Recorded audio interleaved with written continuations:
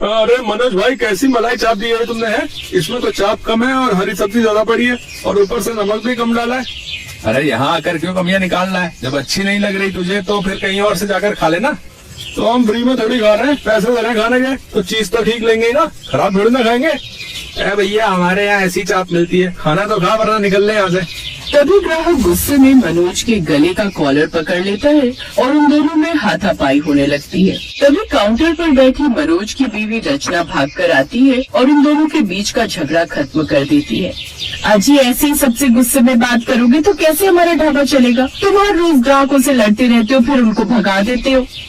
तो बीच में मत बढ़ और मुझे ज्यादा ज्ञान देने की जरूरत नहीं है, समझी? मैं अच्छे से जानता हूँ कि ढाबा कैसे चलाते हैं और कैसे नहीं। विकासपुर नाम के गांव में मनोज नाम का एक आदमी था जिसका एक ढाबा था। मनोज थोड़ा गुस्सैल स्वभाव का था, जिस कारण वो अक्सर ग्राहकों से लड़ने पर उतारू रहता था। उसकी पत्नी रचना पैसे काटने के लिए ढाबे के काउंटर पर बैठी रहती थी। एक शाम मनोज की माँ सरला अपने घर के दरवाजे पर खड़ी थी। तभी उसके घर पर हरिओम नाम का एक आदमी आता है।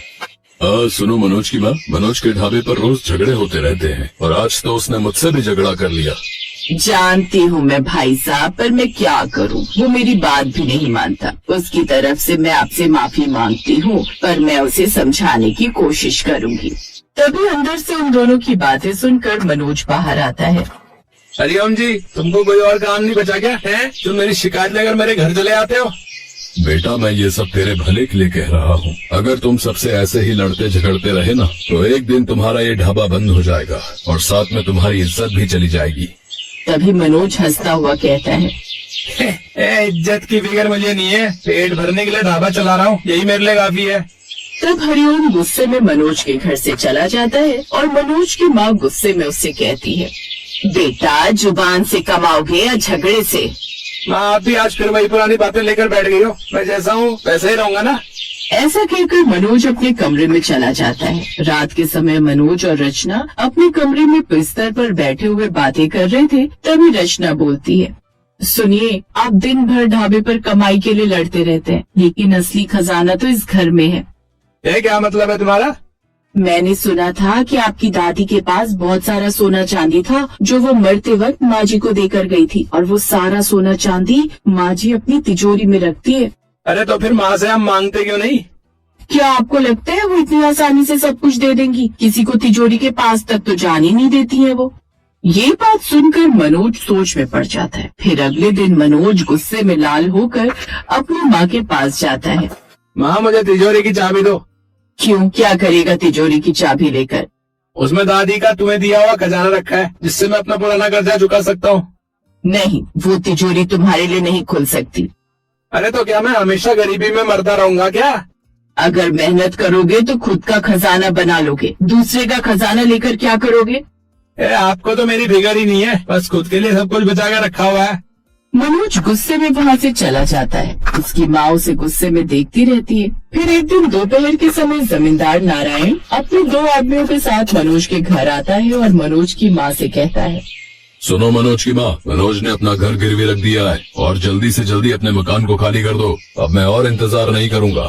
तभी मनोज की माँ हैरानी से बोलती है, क्या मनोज ने घर गिरवी रख दिया? नहीं नहीं, ये नहीं हो सकता। अगर उसने अपना कर्ज नहीं चुकाया तो मैं मनोज को छोड़ूंगा नहीं। ऐसा बोलकर नारायण वहाँ से गुस्से में चला जाता है। तभी घबराकर मनोज की माँ अंदर से मनोज को बुलाती है। मनोज, ये क्या कर दिया तुमने? अपना घर गिरवी रख दिया? हाँ माँ, मुझे पैसों की जरूरत थी, इसीलिए मैंने अपने घर को गिरवी रख दिया। अब तो इस घर को बचाने का एक ही तरीका है, मुझे तिजोरी की चाबी दे दो। माँ गहरी सांस लेती है और तिजोरी खोलने के लिए अपने कमरे में चली जाती है। जैसे ही माँ तिजोरी खोलती है, मनोज और रचना बड़े ही ध्यान से तिजोरी की तरफ देखते हैं, लेकिन अंदर तो सिर्फ पुराने कागजात रखे होते हैं। और मनोज हैरान होकर बोलता है, माँ, ये क्या मजाक है? इसके अंदर तो सिर्फ पुराने कागज हैं। यही तुम्हारी दादी का खजाना है बेटा। फिर मनोज गुस्से में किताब को उठाता है और उसके कागजों को पलटने लगता है। तभी उसकी नजर एक पेज पर जाती है जिस पर भरता समोसा रेसिपी लिखी होती है। मनोज हैरान होकर बोलता है, ये क्या है? भरता समोसा की रेसिपी? अगर तुमने मेहनत और ईमानदारी से काम किया तो ये रेसिपी भी किसी खजाने से कम नहीं है। मनोज ये सब सुनकर गहरी सोच में पड़ जाता है और यहीं से उसकी जिंदगी बदलने की शुरुआत होती है। ये कैसा मजाक है? मैंने तो तिजोरी में सोने चांदी होने की उम्मीद की थी, पर इसमें सिर्फ एक भरता समोसे की रेसिपी निकली। तो अब क्या करोगे? अरे तो और क्या करूं? अब भूखे मरने के अलावा और कोई रास्ता नहीं है। मेरी मानो तो एक बार बनाकर देख लो, क्या पता ये सच में काम कर जाए। अगली सुबह मनोज अपने ढाबे पर खाली बैठा हुआ था और भूख से परेशान होकर रेसिपी को उठाकर पढ़ता है। फिर खुद से कहता है, अगर माँ कह रही थी तो एक बार आज मैं ही लेता हूँ। वो उठकर ढाबे की रसोई में जाता है और बैंगन का भरता बनाने लगता है। पीछे से उसे रचना देख रही होती है। तुम सच में बैंगन के भरते के समोसे बना रहे हो? हाँ, एक बार बनाकर देखता हूँ, लेकिन ये बात किसी को मत बताना। अगर खराब बने तो सब मेरा मजाक उड़ाएंगे। मनोज ने कुछ देर में समोसे बनाकर तैयार तो कर लिए, पर उनका स्वाद कुछ खास नहीं था और वो उदास होकर अपनी माँ के पास जाता है। माँ, आप कहती थी कि ये रेसिपी किसी खजाने से कम नहीं, लेकिन मेरे समोसे कुछ अच्छे ही नहीं बने। खजाना भी मेहनत करने वालों को मिलता है, सिर्फ रेसिपी पढ़ने से कोई जायका नहीं आ जाता।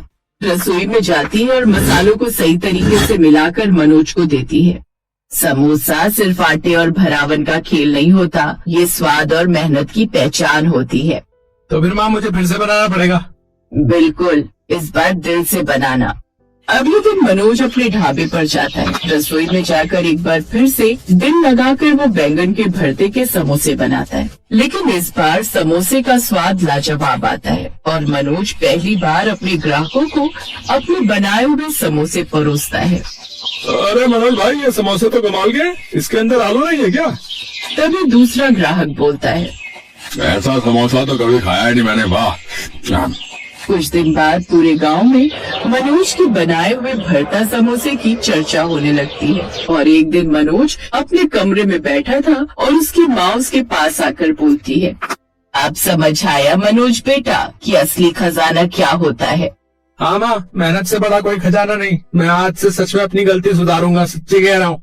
माँ अपने बेटे को गर्व से देखती है क्योंकि मनोज अपने ढाबे को फिर से खड़ा करने का मन बना चुका था। कुछ दिन बाद मनोज अपने ढाबे को पूरी तरह बदल देता है। ढाबे के अंदर पुरानी कुर्सी की जगह साफ सुथरी चौकियां आ गई थी। वहीं मनोज काउंटर पर खड़ा था और रचना ऑर्डर संभाल रही थी। तभी एक ग्राहक आता है। अरे मनोज भैया, आपके समोसे तो कमाल के बने, लोग इनको खाने दूर दूर से आ रहे हैं। तभी गांव का जमींदार नारायण मनोज के ढाबे पर आता है और मनोज से कहता है, क्यों रे मनोज, आजकल काफी चर्चा में है तेरा ढाबा। बिल्कुल मालिक, मेरी मेहनत रंग लाई है। चल इसी बात पर एक समोसा मुझे भी खिला दे। नारायण समोसे का एक निवाला जैसे ही मुंह में देता है। मैंने तो आज तक ऐसा समोसा पहले कभी नहीं खाया। अब आप फिक्र मत कीजिए, मैं जल्दी ही आपका कर्ज चुका दूंगा। जब तेरा समोसा इतना अच्छा बिक रहा है तो पैसे तो मेरे अपने आप आते ही रहेंगे। शाम को मनोज अपनी माँ के पास आता है। माँ, आपने बिल्कुल सही कहा था, असली खजाना मेहनत और ईमानदारी है। आपने जो सिखाया वही मेरी असली पूंजी निकली। आज मुझे अपने बेटे पर गर्व हो रहा है। मनोज धीरे धीरे अपनी मेहनत और ईमानदारी से ढाबे को चलाने लगा और अपना सारा कर्ज एक दिन उसने उतार दिया। साथ साथ अपने गुस्से के स्वभाव को भी बदला और कुछ दिन बाद मनोज ने अपने एक ढाबे से 2 ढाबे कर लिए और दूसरे ढाबे का नाम भरता समोसा रखा और अब वो सबके साथ खुशी खुशी रहने लगा।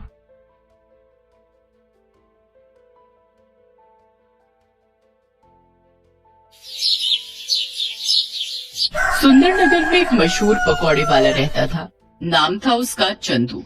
सुबह उठना, उठकर पकौड़े तैयार करना और पूरे दिन नगर में घूम घूम कर साइकिल पर पकौड़े बेचना, यही उसका रोजाना का काम था। पकौड़े ले लो, पकौड़े, गर्मा गरम पकौड़े, जल्दी आओ, गरम गरम पकौड़े खाओ। पकौड़े ले लो, पकौड़े, गर्मा गरम पकौड़े। चंदू की आवाज सुनकर हर कोई उसके गर्मा गर्म पकौड़े खाने के लिए वहाँ आ जाता था और थोड़ी देर में ही चंदू के सारे पकौड़े बिक जाते थे। चंदू अपने पकौड़े बेचकर घर लौट आता था। ये देखो माँ, आज मेरी कितनी कमाई हुई। तुम्हें पता है, सुंदरनगर में हर कोई मेरे पकौड़ों का दीवाना है। सबको मेरे पकौड़े बहुत पसंद आते हैं। क्या हुआ, तुम क्यों मुंह फुलाए बैठी हो? क्या फायदा कमाई का जब खाने वाले हम 2 हैं। कब से तुझे बोल रही हूँ कि शादी कर ले। कम से कम ऊपर जाने से पहले पोते पोती का मुंह तो देख लूंगी। बहू से सेवा तो करवा लूंगी, पर तू है कि शादी के लिए हाँ ही नहीं करता। देख पड़ोस में सबकी बहुएं आ गई हैं, एक तू ही रह गया है शादी के लिए। ठीक है माँ, अगर तुम कहती हो तो मैं शादी के लिए तैयार हूँ। वैसे भी अब मेरा काम अच्छा चल गया है तो मुझे शादी करने में कोई परेशानी नहीं है। अगर मेरी माँ खुश है तो मैं भी खुश हूँ। ठीक है बेटा, तो फिर मैं आज ही तेरे लिए लड़की देखना शुरू करती हूँ। कुछ ही समय में चंदू के लिए बहुत ही समझदार लड़की मिल गई और चंदू की शादी हो गई। नई बहू के घर आ जाने से घर में रौनक आ गई। चंदू की माँ बहुत खुश थी। लक्ष्मी बहू, तुम तो साक्षात लक्ष्मी का रूप बनकर ही हमारे घर में आई हो। तुम्हारे आने से घर में कितनी रौनक आ गई है।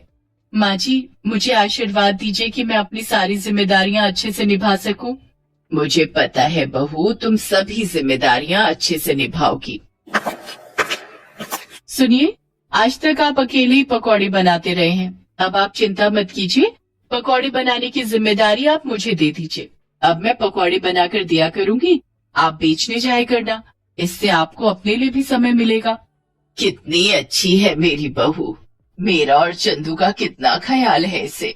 उस दिन से लक्ष्मी पकौड़े बनाने में चंदू की मदद करने लगी। चंदू का काम आसान हो गया। अब वो सुबह जल्दी ही पकौड़े बेचने के लिए निकल जाता था और शाम तक अच्छी कमाई करके घर लौटता था। पर पिछले कुछ दिन से चंदू परेशान था। जब उसकी पत्नी ने उस परेशानी का कारण पूछा तो उसे बताना ही पड़ा। क्या हुआ जी? मैं देख रही हूँ आप कुछ दिनों से परेशान हैं। मुझे बताइए कि क्या हुआ है। हाँ चंदू बेटा, मैं भी तुझे कई दिनों से परेशान देख रही हूँ। क्या बात है? पता नहीं, कुछ दिनों से मैं जब पकौड़े बेचने के लिए निकलता हूँ तो मेरा टोकरा भरा हुआ होता है, और बाजार तक पहुँचने में मुझे ऐसा महसूस होता है कि मेरे टोकरे में से कुछ पकौड़े गायब हैं। पकौड़े गायब हैं? पर बेटा, आज तक ऐसा कभी नहीं हुआ। कोई बात नहीं, मैं कुछ ज्यादा पकौड़े ही बना दूंगी। कई बार पता नहीं चलता, हो सकता है आपके मन का वहम हो। हाँ, ये भी हो सकता है मेरे मन का वहम हो। कल मैं थोड़े ज्यादा पकौड़े ले जाऊंगा। अगले दिन चंदू थोड़े ज्यादा पकौड़े लेकर जाता है, पर उस दिन भी चंदू देखता है कि पकौड़े थोड़े कम हैं। वो घर आकर ये बात लक्ष्मी और अपनी माँ को बताता है। अरे मेरे बच्चे को पता नहीं किसकी नजर लग गई है। कोई भूत प्रेत पकौड़े चुरा कर भाग रहा है क्या? मुझे तो दाल में कुछ काला दिखाई देता है। अच्छा एक बात बताओ, जब तुम पकौड़े बेचने के लिए जाते हो, क्या कहीं कुछ देर के लिए रुकते हो? मैं जब पकौड़े बेचने जाता हूँ तो रास्ते में बस मैं पानी पीने के लिए नदी किनारे रुकता हूँ। बस, मैं सारी बात समझ गई। अब तुम देखते जाओ मैं क्या करती हूँ। कल के बाद तुम्हारी ये समस्या हमेशा के लिए दूर हो जाएगी। तुम ऐसा क्या करने वाली हो? बस देखते जाओ, जैसे जैसे मैं कहूँ तुम वैसे ही करना। लक्ष्मी बहुत ही समझदार थी। अगले दिन जब चंदू पकौड़े बेचने के लिए निकला तो वो नदी के पास पानी पीने के लिए रुका और फिर से अपने पकौड़े बेचने के लिए चला गया। चंदू पकौड़े बेचकर घर आ गया। अब तुम नगर के राजा के पास जाओ और अपनी ये समस्या उन्हें बताना। चंदू नगर के राजा के पास गया और पकौड़े चोरी होने की बात कही, और आज उसने जो किया वो बात भी उसने राजा के कानों में डाल दी। तुम्हें न्याय जरूर मिलेगा। चोरों को जल्दी ही पकड़ा जाएगा। नगर में ढिंडोरा पिटवा दिया जाए। चंदू खुशी खुशी घर आ जाता है। नगर में ढिंढोरा पिटवा दिया जाता है। अब बारी थी असली चोरों को पकड़ने की। क्या तुम्हें लगता है लक्ष्मी, अब चोर पकड़े जाएंगे? बिल्कुल पकड़े जाएंगे। मैंने तरकीब ही ऐसी लड़ाई है। चोर तो ये भी नहीं जानते कि उस दिन तुम पकौड़े बेचने बाजार गए ही नहीं। मैंने सिर्फ उन चोरों को पकड़ने के लिए वो पकौड़े तैयार किए थे। उन चोरों के हाथ पर गोंद लगे हुए पकौड़े अच्छे से चिपक गए होंगे। मैंने ऐसा गोंद तैयार किया था जो छुड़ाए नहीं छूट सकता। चोर तो अपने हाथों में पकौड़े चिपके हुए देखकर परेशान हो रहे होंगे, पर राजा जी द्वारा जो खबर उन्हें मिलने वाली है उससे वो बहुत खुश हो जाएंगे। लक्ष्मी ने पकौड़ों पर चिपचिपा गोंद लगा दिया था जिससे पकौड़े उन चोरों के हाथ पर चिपक जाएं जो चंदू के पकौड़े चुराते थे। राजा द्वारा नगर में ढिंढोरा पिटवा दिया जाता है। सुनो सुनो, ध्यान से सुनो। राजा वीरभान ने कल रात को एक सपना देखा था जिसमें उन्होंने कुछ ऐसे लोग देखे थे जिनके हाथ में पकौड़े चिपके हुए थे। राजा वीरभान ने सपने की बात राजगुरु से कही है। राजगुरु का कहना है यदि सच में ऐसे लोग मिल जाएं, तो राजा वीरभान के लिए बहुत ही शुभ है। इसीलिए राजा वीरभान ऐसे लोगों की तलाश कर रहे हैं जिनके हाथ में सचमुच पकौड़े चिपके हुए हों। क्या हमारे राज्य में ऐसा कोई है जो ये इनाम पाना चाहता है, तो वो राजा वीरभान के पास जा सकता है।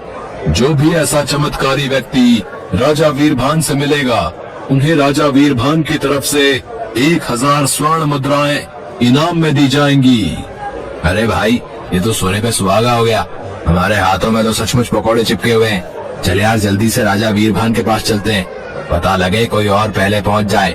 गांव के बहुत से लोग उस चंदू से पकौड़े खरीद कर खाते हैं। हो सकता है गांव में और भी लोगों के हाथों में पकौड़े चिपके हों। ये इनाम हमारे हाथ से नहीं जाना चाहिए। तू ठीक कह रहा है यार जग्गू, चल हम जल्दी से राज दरबार चलते हैं। अरे वाह, ये तो कोई जादुई पकौड़े थे जो हमारे हाथों में चिपक गए, और राजा वीरभान को सपना भी इसी का आया। अब तो हम माला माल हो जाएंगे। लक्ष्मी की तरकीब काम कर गई और चोर पकड़े गए। राजा के दरबार में जब जग्गू और रघु नाम के 2 चोर पहुँचे तो सारी सच्चाई सबके सामने आ गई। इन दोनों चोरों को पकड़कर कारागार में डाल दिया जाए, ताकि ऐसे चोर दोबारा राज्य में चोरी न कर सकें। लक्ष्मी, तुम बहुत समझदार हो। हमारे राज्य में तुम जैसी समझदार प्रजा का होना बहुत जरूरी है। उपहार स्वरूप ये 1000 स्वर्ण मुद्राएं हम तुम्हें देते हैं। ये तुम्हारी समझदारी का इनाम है। लक्ष्मी अपने पति चंदू के साथ इनाम लेकर खुशी खुशी घर लौट आती है। मैंने तो पहले ही कहा था, हमारी बहू अपने नाम के साथ साथ सचमुच लक्ष्मी का रूप बनकर घर में आई है। जीते रहो मेरे बच्चों, हमेशा खुश रहो। बेस्ट